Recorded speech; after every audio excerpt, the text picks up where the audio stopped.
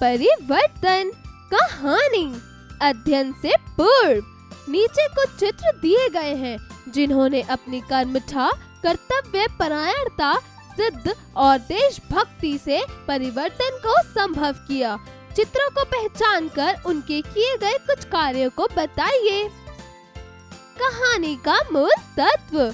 प्रस्तुत पाठ में यह बताने का प्रयास किया गया है कि परिवर्तन द्वारा समाज को बदला सकता है। लोगों की वर्षों से चली आ रही धारणाओं को प्रमुख पात्रों के द्वारा बदलने का प्रयास किया गया, जिसमें उन्हें सफलता भी मिली। वेद प्रकाश मास्टर जी बड़े ही विनम्र, आदर्शवादी तथा उच्च विचारों वाले व्यक्ति थे। कोई उनके व्यवहार से एक बार परिचित हो जाता तो यही सोचता सब क्यों वही वेद प्रकाश जी जैसे हो जाते। 20 वर्ष से वह एक कस्बे में सरकारी अध्यापक थे। लोग उन्हें मास्टर जी कहा करते थे। वेद प्रकाश जी की इसी सप्ताह गांव में नियुक्ति हुई थी। जब उन्हें अपनी नियुक्ति का समाचार ज्ञात हुआ तो उन्हें तनिक भी बुरा ना लगा, उल्टे अच्छा ही लगा कि कुछ सेवा करने का अवसर मिलेगा। वे ये भली बातें जानते थे कि भारतवर्ष की अधिकांश जनता गांव में बसती है। उसे शिक्षित, साक्षर और संस्कारी बनाना देश की बहुत बड़ी सेवा है। वे गांव में बहुत कुछ करने की कामना लेकर आए थे। गांव वालों की प्राय यह शिकायत होती थी कि जो अध्यापक यहाँ आते हैं वे बच्चों को ठीक से पढ़ाते नहीं हैं, अधिकतर छुट्टी पर रहते हैं। इस गांव में स्थिति यह थी कि अधिकांश माता पिता अपने बच्चों को पढ़ाना ही नहीं चाहते थे। इसका प्रमुख कारण भी गरीबी। छोटे छोटे बच्चों को काम पर लगा दिया जाता, जिससे परिवार की आय हो जाती। उनके पढ़ने लिखने की बात को कोई महत्व ही ना देता था। मास्टर साहब के सामने अनेक चुनौतियां थी, पर वे हार मानने वाले ना थे। बच्चों को विकसित ना होने देने का मूल कारण क्या है, कहाँ है, वे इसे भली प्रकार जान गए थे। यह बात पूरी तरह से सिद्ध हो गई थी कि जब तक प्रणों के विचारों में परिवर्तन ना किया जाएगा, उन्हें शिक्षा का महत्व ना समझाया जाएगा, वे अपने बच्चों को इस ओर प्रेरित नहीं करेंगे। उन्होंने सरकारी सूत्रों से संपर्क किया और विद्यालय में साय के समय एक घंटे के लिए प्रौढ़ पाठशाला खोल ली। यह वह समय था जब गांव के सभी युवक प्रौढ़ व बूढ़े चौपाल में गपशप कर समय बिताते थे। अब उनके पास खाली समय होता था। मास्टर साहब स्वयं ही 10-12 युवकों को बड़े आग्रह से विद्यालय में बुलाकर लाए। उनका मन तो नहीं था इस नीरस कार्य में लगने का, परंतु वे मास्टर जी का आदर करते थे, सो विद्यालय में आ बैठे। मास्टर जी उन्हें समझा रहे थे कि यदि थोड़ा बहुत पढ़ लिख जाओगे तो अपने आप चिट्ठी लिख पढ़ सकोगे, अखबार पढ़ सकोगे, खेती के बारे में नई नई जानकारी ले सकोगे। बात एक दो की समझ में आ गई। उन्होंने अपने साथियों को भी समझाया कि शाम का समय नष्ट करने की अपेक्षा 1 घंटा स्कूल में आकर पढ़ लिया जाए तो उससे लाभ भी होगा। चलो थोड़े दिन ऐसे ही करके देखते हैं, कुछ लाभ होगा तो आएंगे, नहीं तो किसी की कोई जोर जबरदस्ती नहीं, साथियों ने कहा। इस प्रकार मास्टर साहब की प्रौढ़ पाठशाला में 5-7 व्यक्ति रात्रि में आने लगे। मास्टर साहब उन्हें केवल अक्षर ज्ञान ही नहीं कराते थे, अपितु उनके व्यवहारिक जानकारियां भी पुस्तकों से पढ़कर सुनाते, जैसे गांव में फैले बीमारियों से कैसे बचा जाए, सरकार किसानों की क्या क्या सहायता करती है, स्वस्थ कैसे रहा जा सकता है, आदि आदि। यह जानकर सभी को लगता कि किताबों में तो बड़ी उपयोगी बातें लिखी रहती है। अधिकांश गांव वाले सोचते थे कि नौकरी करने के लिए ही पढ़ाई ही जरूरत है, पर यह उनका भ्रम सिद्ध हुआ। अब वे दूसरे को भी इस ओर प्रोत्साहित करने लगे। धीरे धीरे शिक्षार्थियों की संख्या बढ़ने लगी। अब वे अपने बच्चों को पढ़ाने के भी उतने विरुद्ध ना रहे। मास्टर साहब गांव की समस्या जानते थे। उन्होंने एक काम और किया। स्कूली पढ़ाई के बाद वे 1 घंटा बच्चों को रोके रखते। इस घंटे में वे छोटे छोटे ऐसे काम बच्चों से कराते जिससे उन्हें कुछ पैसे भी मिल सके। गांव का बनिया हर सप्ताह शहर का चक्कर लगाता था। उससे उन्होंने रद्दी अखबार मंगवा लिए थे। बच्चे उनके लिफाफे बना देते। बनिया जब शहर जाता तो उन्हें बेच आता। जो पैसे आते अपने अपने काम के हिसाब से सभी बच्चों को लागत निकाल कर दे दिए जाते। इस प्रकार धीरे धीरे और भी काम प्रारंभ करवा दिए। सुतली की पट्टी, मूंछ के आसन, ढाक के पत्तों के दाने, पत्तल आदि काम बच्चे बड़ी कुशलता से करने लगे। गांव से कोई तो शहर जाता ही था, मास्टर जी उसी से कहकर उन्हें भिजवाकर बिकवा दिया करते। इससे बच्चे महीने में कुछ रुपए तो कमा ही लेते थे। इस पर यदि कोई अभिभावक अपने बच्चों की पढ़ाई रुकवाता तो मास्टर जी उसके घर जाकर उसे समझाते कि इस समय ये भले ही तुम्हें कम पैसे लाकर दे रहा है, परंतु बड़ा होकर यह तुम्हें सुख देगा। अपने बच्चों के भविष्य पर कुल्हाड़ी ना मारो। किताब, कॉपी आदि सभी तो स्कूल से दी जाती है, क्यों अपने बच्चों को इससे वंचित रखकर उसे भी अपने जैसा ही बनाना चाहते हो। मास्टर जी के बार बार समझाने का फल यह होता कि वह व्यक्ति बालक के कमाए थोड़े पैसों पर ही संतोष करता और उसे स्कूल भेज ही देता। मास्टर जी के प्रयासों से अभिभावकों के मन में यह भाव जग गया था कि हम भले ही भूखे रह लेंगे पर अपने बच्चों को शिक्षित अवश्य बनाएंगे। सच्ची लगन और निष्ठा से किए गए काम में कभी न कभी निश्चित रूप से सफलता मिलती ही है। मास्टर साहब को भी अपने प्रयासों से सफलता मिली। न केवल बालकों में अपितु बड़ों में भी पढ़ने की लगन जग चुकी थी। मास्टर साहब ने केवल उन्हें साक्षर बना रहे थे, अपितु अच्छे संस्कार भी दे रहे थे। व्यक्तित्व निर्माण, परिवार निर्माण और समाज निर्माण, ये उनकी शिक्षा के 3 लक्ष्य थे। इस कार्य में सबसे बड़ा सहयोग उनके विद्यालय की बालक सेना दे रही थी। पूरे गांव की सफाई करना, बरसात में गड्ढे भरना आदि उनके कार्य वह करती थी। गांव की दीवारों पर उन्होंने सुंदर सद्विचार लिख दिए थे जो आने जाने वालों को प्रेरणा दिया करते थे। मास्टर साहब के संकल्प एवं अध्यवसाय ने गांव को प्रगति की दिशा दे दी थी। मास्टर साहब ने एक समिति भी बना ली थी, ग्राम विकास समिति। इसमें गांव के बड़े बूढ़े और मुखिया तो थे ही, नवयुवकों को भी साथ में लिया गया था। मास्टर जी को गांव का हर व्यक्ति अपना हितैषी मानने लगा था। वे जो भी कहते वे सब वैसा ही करने में जुट जाते। देखते देखते गांव में विकास समिति ने गांव की सीमा पर स्कूल के लिए पक्की इमारत बनवा ली। इसमें नवगणित युवक दल प्रातः व्यायाम करते। दोपहर में बच्चों का जूनियर हाई स्कूल चलता था। दोपहर से शाम तक तरह तरह के कुटीर उद्योग के काम होते। रात्रि भोजन के बाद कुछ भजन, कथा, कीर्तन होता और फ्रंट पाठशाला चलती। 5 ही वर्ष में युवक दल ने गांव में कीचड़ और कचरे को खदेड़ दिया। गांव की गलियां उभरी और साफ सुथरी बन गई।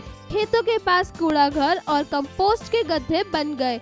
घरों को साफ सुथरा एवं लिपा पुता रखने की होड़ सी लग गई। स्कूल में निरीक्षण के लिए आए निरीक्षक विद्यालय के वातावरण से बहुत प्रभावित हुए। उन्होंने मास्टर जी को स्कूल में वार्षिकोत्सव मनाने का सुझाव दिया। इसमें अध्यक्ष पद के लिए वे जिलाधीश को लाए। जिलाधीश गांव को देखकर हर्ष विभोर हो उठे। उन्होंने स्वयं तो प्रशंसा की ही, साथ ही अपनी रिपोर्ट भी सरकार को इस आशय से भेजी कि सरकार ने वे गांव आदर्श गांव योजना में ले लिया। इस प्रकार सरकार की ओर सभी विभागों, व्यायामशाला, कुटीर उद्योग, प्रौढ़शाला आदि के लिए भरपूर सरकारी सहायता भी दी जाने लगी। अब मास्टर जी की भी पदोन्नति हो गई। उनके लिए निरीक्षक पद पर नगर में आने का आदेश आया। यह जानकर सभी गांव वालों की आंखों में आंसू आ गए। मास्टर जी स्वयं भी उनसे जुड़ गए थे। जब सभी ने उनसे न जाने का घोर आग्रह किया तो वह भी उसे ठुकरा ना सके। स्थायी रूप से उसी गांव में रहने का आदेश प्राप्त कर वहीं रह गए। वह गांव में दूसरे के लिए प्रेरक उदाहरण बना हुआ है। मास्टर जी जैसी सूझबूझ वाले और लगनशील कार्यकर्ता यदि प्रत्येक गांव में हो जाए तो देश का कायाकल्प होते देर न लगे। गांव की प्रगति से ही देश की सच्ची प्रगति संभव है। शब्दार्थ: आय अर्थात आमदनी, रद्दी अर्थात कबाड़, बेकार, आदर्शवादी अर्थात उसूलों पर चलने वाला, कुशलता अर्थात चतुराई, प्रवीणता, चुनौतियां अर्थात कठिनाइयां, हितैषी अर्थात हित चाहने वाला, मित्र दोस्त, प्रौढ़ों अर्थात परिपक्व अवस्था को प्राप्त, सद्विचार अर्थात बेहतर ख्याल, आग्रह अर्थात अनुरोध, अध्यवसाय अर्थात उद्यम परिश्रम। उच्चारण करें। शिक्षार्थियों: व्यावहारिक, ढाक, डोने पत्तल, संस्कार। अध्यापन संकेत: शिक्षक शिक्षिका बच्चों को कहानी का मूल तत्व या भाव समझाते हुए इन्हें एक कौशल ढांचे में ढालने का प्रयास करें ताकि वे समाज के लिए उपयोगी बन सके। अभ्यास कार्य, जरा बोलिए। प्रश्न 1, दिए गए प्रश्नों के उत्तर बताइए। क, मास्टर जी का क्या नाम था? उत्तर, मास्टर जी का नाम वेद प्रकाश था। ख, गांव वालों की क्या शिकायत थी? उत्तर, गांव वालों की यह शिकायत थी कि जो भी अध्यापक यह आते हैं वह बच्चों को पढ़ाते नहीं और अधिकतर छुट्टी पर ही रहते हैं। ग, बच्चे कौन से काम कुशलता पूर्वक करने लगे? उत्तर, बच्चे अखबार के लिफाफे बनाना, सुतली की पच्ची, मूछ के आसन, ढाक के पत्तों के डोने पत्तल बनाने जैसा कार्य बड़ी कुशलता से करने लगे थे। घ, मास्टर जी ने गांव में प्रौढ़ पाठशाला का समय क्या रखा? उत्तर, मास्टर जी ने प्रौढ़ पाठशाला का समय साय का 1 घंटा रखा। जरा लिखिए। प्रश्न 2, दिए गए प्रश्नों के उत्तर लिखिए।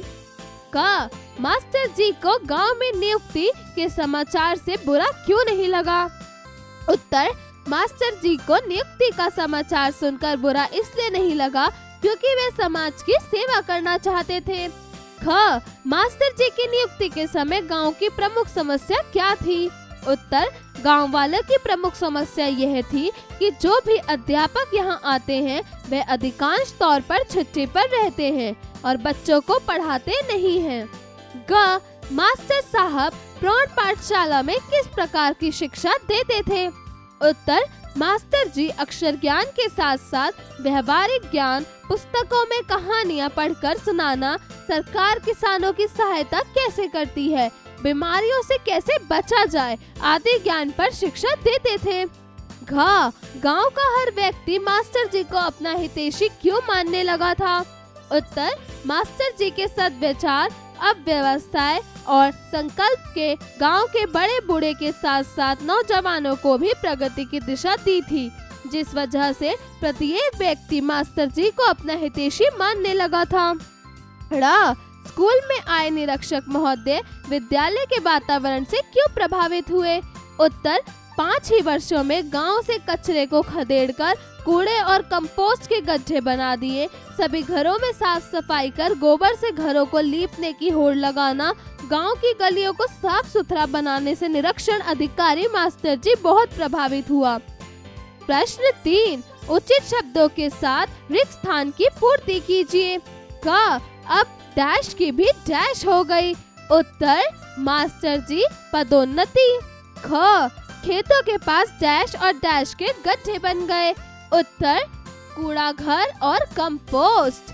ग, डैश डैश और डैश उनकी शिक्षा के 3 लक्ष्य थे।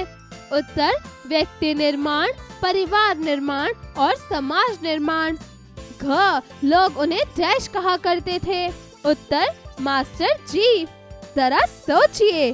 प्रश्न 4, देश का नागरिक होने के नाते यह आपका परम कर्तव्य है कि आप स्वयं को देश की उन्नति में सहायक सिद्ध कीजिए। आप देश की उन्नति में किस प्रकार योगदान दे सकते हैं? सोच समझकर बताइए। जरा भाषा पर गौर कीजिए। प्रश्न 5, नीचे दिए गए शब्दों का प्रयोग कर वाक्य रचना कीजिए। क, हितैषी। उत्तर, मास्टर जी को सभी अपना हितैषी मानने लगे थे। ख, निरीक्षण। उत्तर, गांव में निरीक्षण अधिकारी मास्टर जी के कार्यों से बहुत प्रभावित हुआ। ग, परिवर्तन।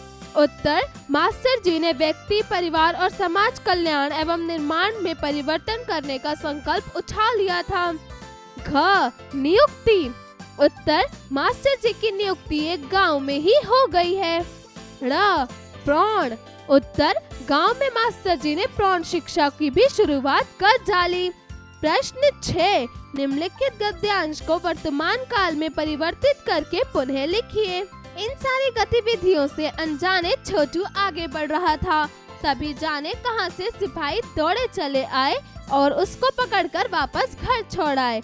घर पर माँ इंतजार कर रही थी, बस अब उसकी खैरियत ना थी। उसके पापा न होते तो उसका बचाव मुश्किल था। उत्तर, इन सारी गतिविधियों से छोटू आगे बढ़ रहा है। तभी जाने कहां से सिपाही चले आए और उसके घर छोड़ने लगे। घर पर माँ इंतजार कर रही है, बस अब उसकी खैरियत नहीं है। उसके पापा ना हो तो उसका बचाव मुश्किल है। प्रश्न 7, नीचे कुछ प्रचलित लोकोक्तियाँ दी गई हैं, उन्हें ध्यान पूर्वक पढ़कर उनका अर्थ लिखिए। क, थोता चना बाजे घना। उत्तर, वह व्यक्ति जो गुण और विद्या कम होने पर भी आडंबर करे। घ, घर की मुर्गी दाल बराबर। उत्तर, घर की वस्तु या व्यक्ति का कोई महत्व न देना। ग, अकल बड़ी या भैंस। उत्तर, बुद्धि शारीरिक शक्ति से अधिक श्रेष्ठ होती है। घ, छोटा मुंह बड़ी बात। उत्तर, कम उम्र या अनुभव वाले मनुष्य का लंबी चौड़ी बातें करना। ड़, घर का भेदी लंका ढाए। उत्तर, आपसी फूट में भेद खोलना। जरा रचनात्मक कार्य कीजिए। प्रश्न 8, प्रस्तुत कहानी में आपको मास्टर जी का व्यक्तित्व कैसा लगा? आपस में चर्चा कीजिए। प्रश्न 9, परिवर्तन संसार का नियम है। प्रसिद्ध पंक्ति को अपने शब्दों में विस्तार पूर्वक समझाइए। जीवन कौशल एवं मूल्य परक प्रश्न। प्रश्न 10, एक आदर्श अध्यापक के अंदर कौन कौन से गुण होते हैं? उन गुणों व मूल्यों को लिखते हुए यह समझाइए वह किस प्रकार समाज के निर्माण में सहायक है। क्या इन समस्त गुणों को आप अपने विद्यालय के किसी शिक्षक में पाते हैं? अपने शब्दों में लिखिए।